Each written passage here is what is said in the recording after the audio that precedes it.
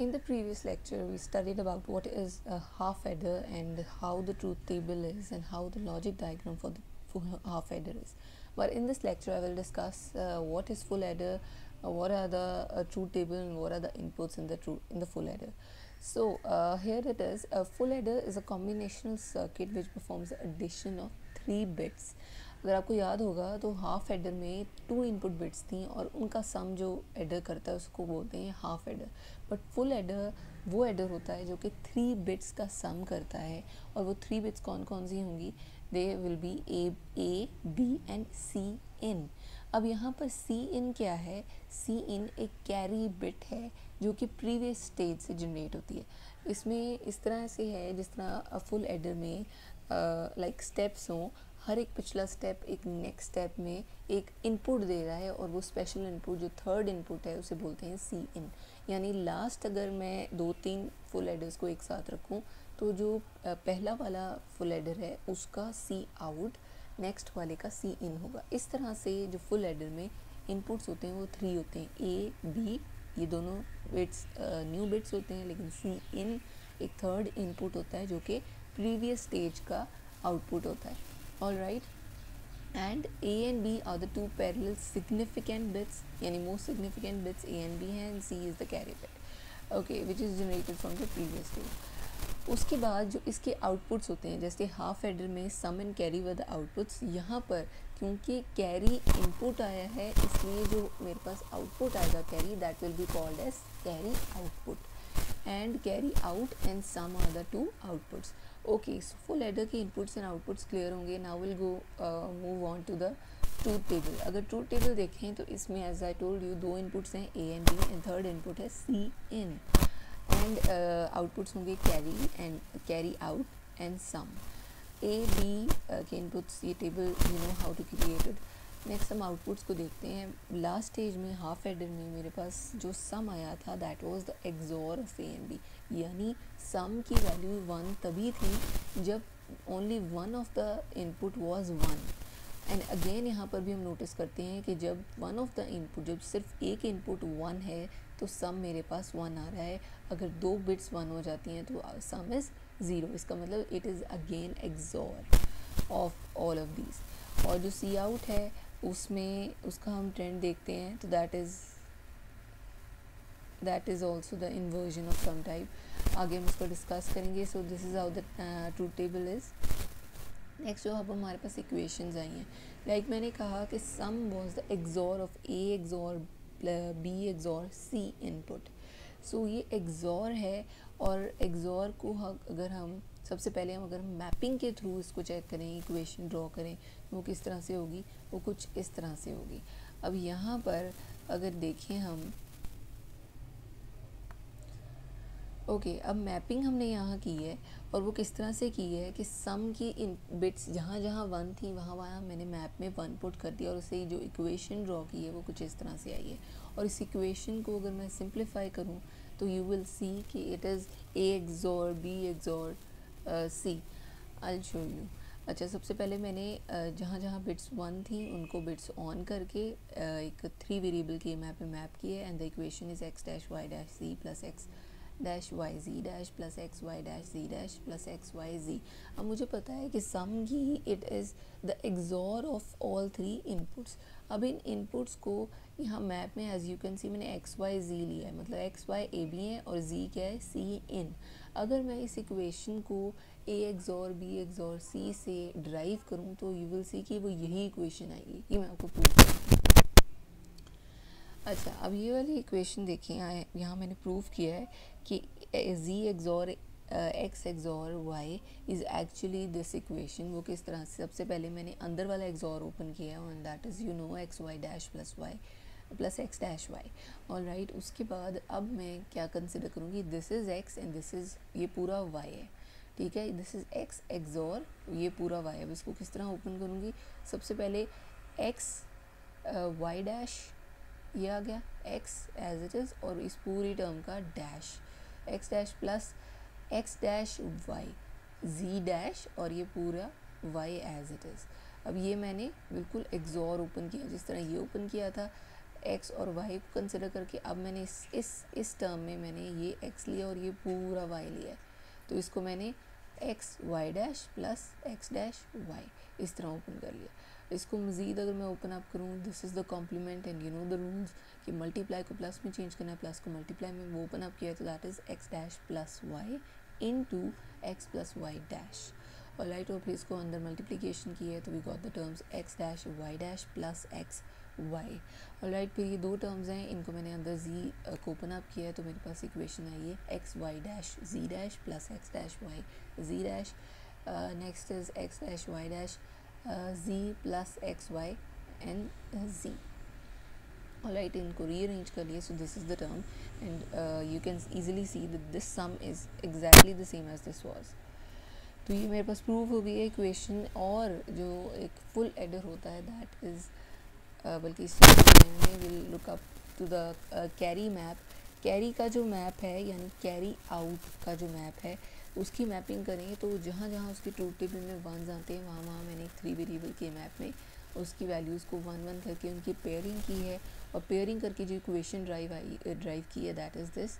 और अगर आप इसको गौर से देखें, so this carry out is actually A B, this one A B plus this is. अब यहाँ पर अगर z को निकाल दें, z को इन दोनों में से कॉमन ले लें और अंदर क्या बचेगा X Y dash plus X dash Y. और ये क्या है, this is actually XOR of A and B. अब मैं यहाँ अगेन बता रही हूँ कि एक्स और वाई ए बी हैं and Z is C in the full adder case. तो इसको इस तरह लिख लें या इस तरह लिख लें कि this is A B plus A XOR B into C in. इस इक्वेशन से ये इक्वेशन ड्राइव हुई है for C out. All right, अब आगे हम देखते हैं कि अब इन इक्वेशंस के थ्रू मैं लॉजिक डायग्राम ड्रॉ करूँगी एंड लॉजिक डायग्राम कुछ इस तरह से है कि full adder is based on 2 half adders. Basically अगर एक लॉजिक डायग्राम को डिफाइन करें फॉर फुल एडर तो इट इज़ द और ऑफ 2 हाफ एडर्स। लाइक एक हाफ एडर इस तरह होता है, हम क्लियरली बना के आए हैं इन द हाफ एडर कि A and B are XORed and A and B are and for the C out for the carry। लेकिन अगर मैं एक फुल एडर बनाना चाहती हूँ तो उसमें 2 हाफ एडर्स लगेंगे और वो इस तरह से लगेंगे कि इसका जो A and B का एक्सॉर आ रहा है वो एक इनपुट होगा in the next half adder, ये आउटपुट इसका इनपुट है, और एक सी इन आ रहा है। अब आप कहें कि ये जो सी इन है यहाँ पर जो सी कैरी है, मैंने ये बोला था कि जो सी इनपुट होता है वो प्रीवियस एडर का सी आउट होता है। तो आप कोई भी सोच सकता है कि यहाँ पर जो कैरी आउट आया है तो वही कैरी इन किया है, तो इसलिए यहाँ से इधर क्यों नहीं चला गया। वो इसलिए नहीं गया क्योंकि ये बेसिकली ये पूरा एक सर्किट है, ठीक है। इस सर्किट के आगे अगर मैं कोई सर्किट लगा दूँ तो इसका जो ये कैरी आउट होगा वो उसका सी इन होगा, बट ये पूरा एज अ होल एक सर्किट है। इसको ऐसे नहीं सोचना कि दिस इज़ हाफ एडर और ये दिस इज़ हाफ एडर, ये लैदा वर्क कर रहे हैं, नहीं, ये पूरा एक फुल एडर है। लेकिन इस फुल एडर में वी आर सीइंग कि हमारे पास 2 हाफ एडर्स हैं और उन दोनों का जो और है that is our final carry out, और वो दोनों मिलके एक बना रहे हैं हमारे पास फुल एडर। तो किस तरह बना रहे हैं कि सबसे पहले ए एंड बी का एक्सॉर किया और इससे जो मेरे पास सम आता है that is actually the input to the next half adder, और इसका जो थर्ड आउट मतलब यहाँ पर जो सम आया that is A and B का इनपुट। ऐसे ही है ना, ए और बी, और इनका जो एक्सॉर आया वो इधर इनपुट आया, यानी ए एंड बी इनपुट्स आ गए, और जो थर्ड इनपुट है in the full half adder in the full adder is C in, और वो सी इन आ गया, वो सेपरेटली इनपुट किया, और इस गेट का जो आउटपुट है that is the sum of full adder. लेकिन कैरी किस तरह से है कि कैरी इसका आउटपुट यानी एक इस हाफ एडर का कैरी और एक इस हाफ एडर का कैरी, ये नॉर्मली जिस तरह 2 हाफ एडर्स ड्रॉ करते हैं पूरे उसी तरह ड्रॉ करते हैं, और इन दोनों की कैरीज़ का अगर हम और कर दें तो जो आउटपुट आता है that is the C out, और ये हमारे पास फुल एडर का आउटपुट कैरी है, ठीक है। ओके, तो ये तो था फुल एडर में इट्स जस्ट दैट कि हमें सबसे पहले हमें एक ट्रूथ टेबल ड्रॉ करना है कि कैरी इनपुट्स कौन से होते हैं और आउटपुट्स कौन से होती हैं। देन उस ट्रूथ टेबल की बेस पे we will do the mapping, और मैपिंग से जो इक्वेशंस ड्राइव होंगी उन इक्वेशंस को सिंप्लीफाई करना है, और उनसे फाइनल जो कॉन्ट्रैक्टेड इक्वेशंस हैं सी आउट की वाली एंड एक्सोर गेट की सम की, this one is the equation. ये इक्वेशंस ड्रॉ करनी है, फिर इन इक्वेशंस को देखते हुए हमने एक फाइनल जो एक फुल एडर की डायग्राम है वो ड्रॉ करनी है, that is based on 2 half aiders and the final output carry is the actually the OR of two outputs of the 2 half headers. All right, और उसके बाद हमें लॉजिक डायग्राम ड्रॉ करनी है, that is all for a full adder. But the next point is a 4-bit binary adder. 4-bit binary adder का मतलब ये है कि ये एक ऐसा एडर होगा जो एक्चुअली 4 एडर्स को सम कर होगा. यानी अगर मैं इसको डिफ़ाइन करूँ तो इट विल बी, अच्छा जी, तो इसको इम्प्लीमेंट करने के 2 तरीके हैं. एक तो 4-bit बाइनरी एडर बनाने के लिए एक हाफ एडर लगा सकती हूँ और 3 फुल एडर लगा सकती हूँ, लेकिन वो एक मिसमैच सा डायग्राम बन जाएगी कि एक हाफ एडर है और 3 फुल एडर्स हैं. लेकिन यूनिफॉर्मिटी के लिए मैं 4 फुल एडर्स को भी लगाकर एक फुली 4-bit बाइनरी एडर भी बना सकती हूँ. So I am doing it this way कि मैं 4 फुल बाइनरी एडर्स लगाऊंगी और उनके थ्रू मैं एक 4-bit बाइनरी एडर बनाऊंगी. So let's see the block diagram. अब यहाँ पर फुल एडर्स हैं और फुल एडर्स में पता है आपको 3 इनपुट्स होते हैं A, B and C in. अब C in क्या है? C in जैसे मैंने बताया वो प्रीवियस एडर का जो आउटपुट होता है वो नेक्स्ट वाले का C in होता है. So you can see here कि this is the C in.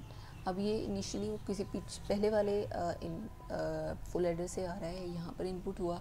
यहाँ पर बाय डिफ़ॉल्ट मैं इसकी वैल्यू 4-bit बाइनरी एडर के लिए इसकी वैल्यू बाय डिफ़ॉल्ट 0 ले रही हूँ. 0 आया, इसने आउटपुट प्रोड्यूस किया, that is the sum 1, sum 0. उसके बाद जो इसका कैरी आउट था, I told you it is the C in of the next one. अब इसका ये कैरी आउट है लेकिन इसके लिए ये कैरी इन है. इस तरह से फुल एडर को भी विजुलाइज करने में इजी होगा कि एक फुल एडर है जिसके 2 इनपुट्स हैं और जो थर्ड इनपुट होता है वो एक्चुअली प्रीवियस फुल एडर का आउटपुट होता है. तो यहाँ ये इसका आउटपुट है, लेकिन इस वाले के लिए this is the C in और ये सी इन यहाँ गया. A and B and C in 3 inputs हो गए और इसने सम जनरेट किया, दैट इज़ S1.